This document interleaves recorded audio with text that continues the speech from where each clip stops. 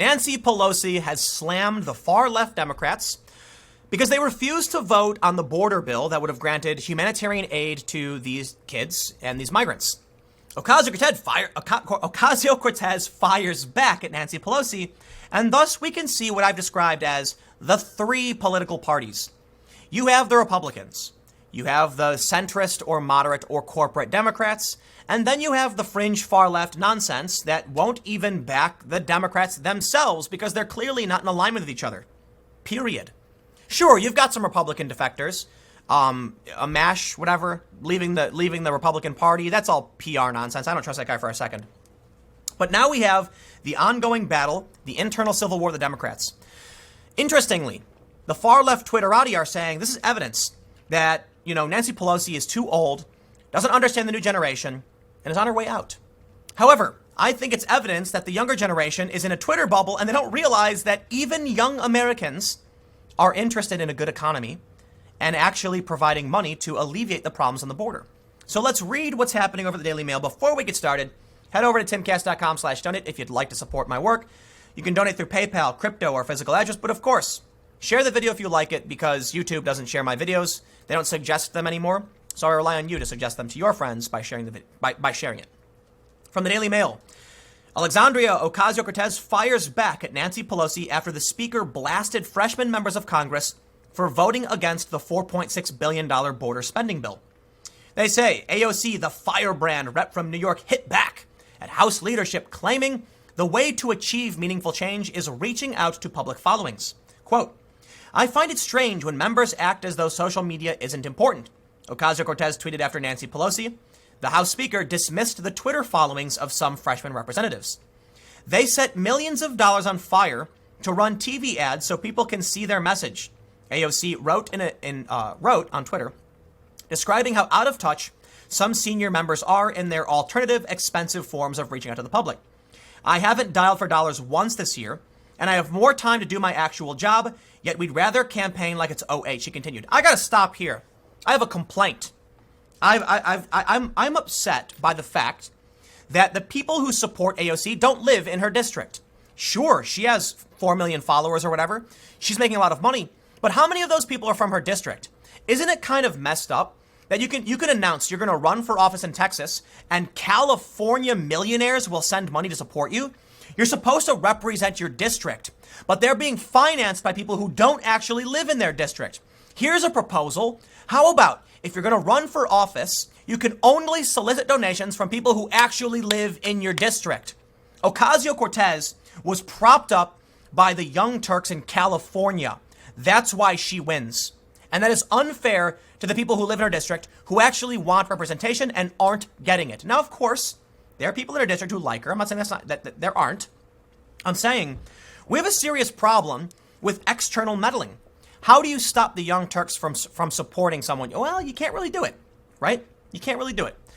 So I don't know how you solve this problem, but I will say what we're seeing now with the far left Democrats is national resources being poured in to get people in a district to elect those who otherwise would not have been supported.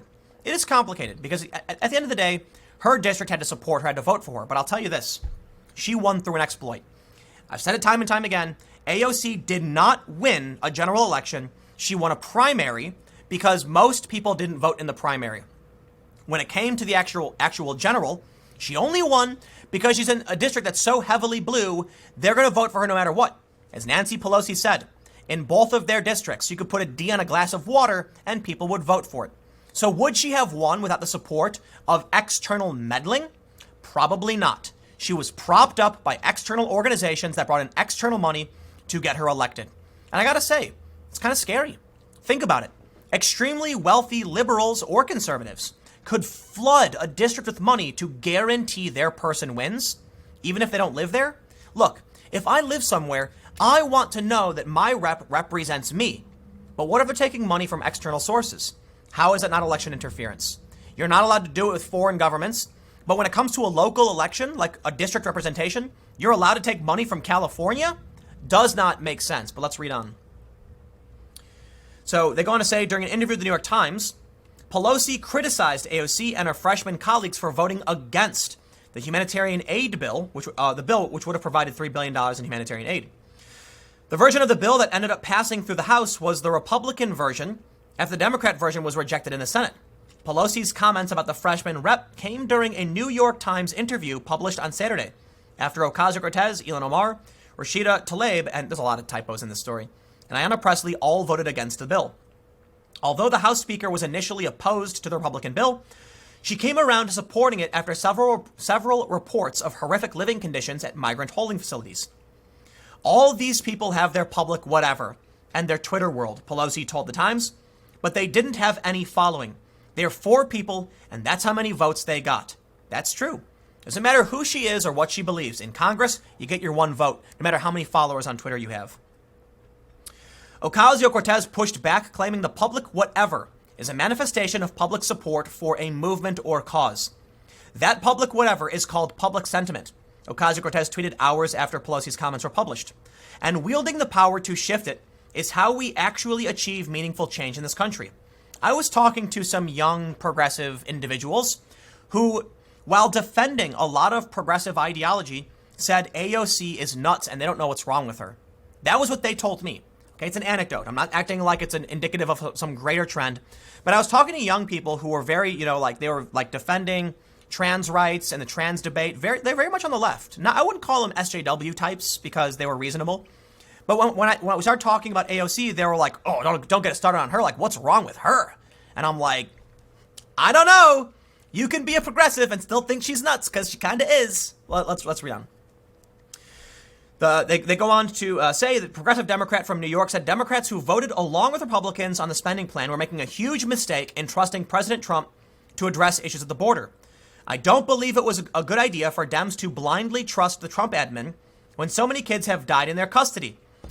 That's so, God, I'm so annoyed by her. She is such an evil and disgusting person. And I gotta say, it is rare for me to say this of somebody. But she is rejecting giving money to CBP and then blaming them for the conditions.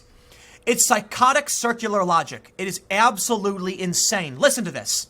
She said the kids died at the border. You know why? It's because you rejected Trump's request for funding to secure the border, and these families brought their kids up here who got sick and died, and then you blame them for it. How infuriating is that? If you tie someone's hand behind their backs and then blame them for losing the fight, it makes no sense.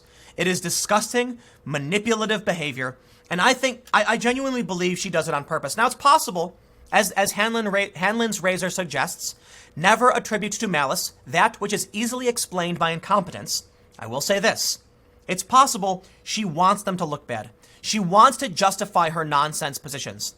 So she votes no, blames the Democrats, saying you can't trust them.